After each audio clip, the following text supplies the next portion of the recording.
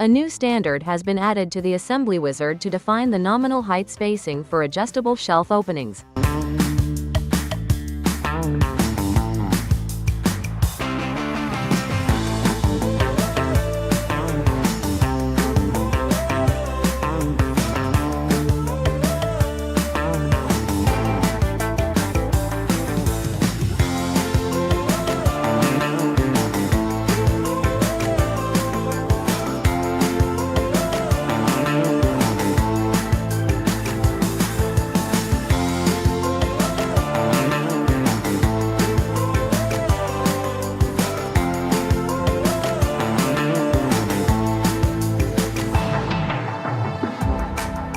You can now select adjustable shelves as a case opening type. The nominal space is used to fill each adjustable shelf opening independently.